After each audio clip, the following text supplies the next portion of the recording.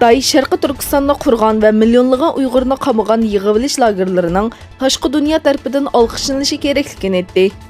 Uyg'urlar va xalqaro kishilik huquq organlari tarafidan assimilyatsiya va xitoylashtirish deb atalgan siyosatlarni atalmış terrorlikqa qarshi turish va asabiylikni yo'qotish tirishchanligi deb jar solgan Xitoy bu vaqtdagi tirishchanligining muayyanlashtirilishi kerakligini bildirdi.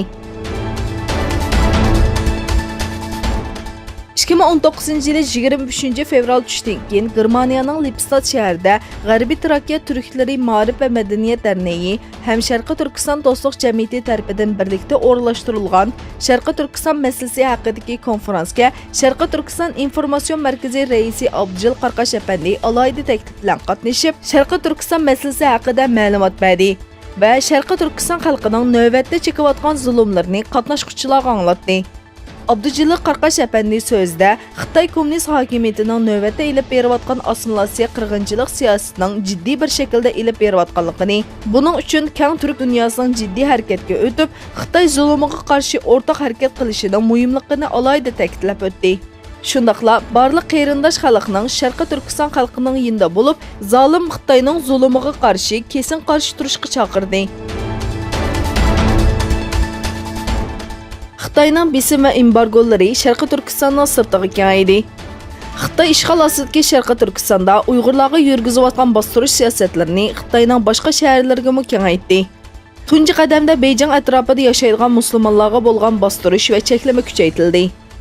Islomiy kitoblarning cheklanganligi, maktablarning taqalganligi bildirildi. BBC Sharqi Turkistondagi jazo lagerlari haqida xabar berayotgan vaqtda bu kanal Xitoy tarafidan to'xtatib etildi.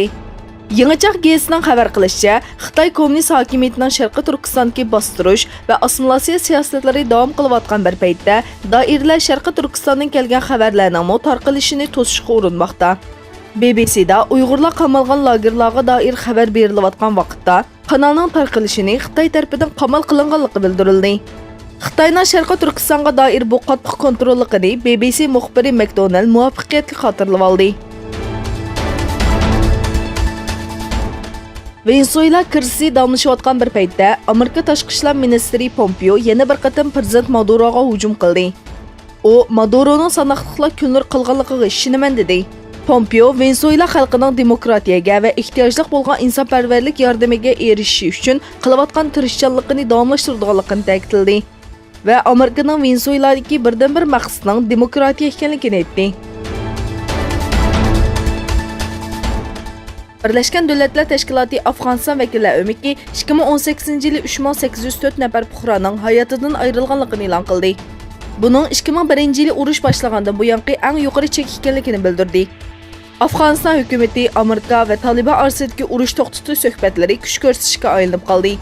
Birleşken Devletler Teşkilatı Afg'oniston vakillari o'miki e'lon qilgan dokladda 2018 yildagi to'qinishlarda hayotidan ayrilgan fuqaro sonining 3804 nafar ekanligi o'tirib qo'yildi.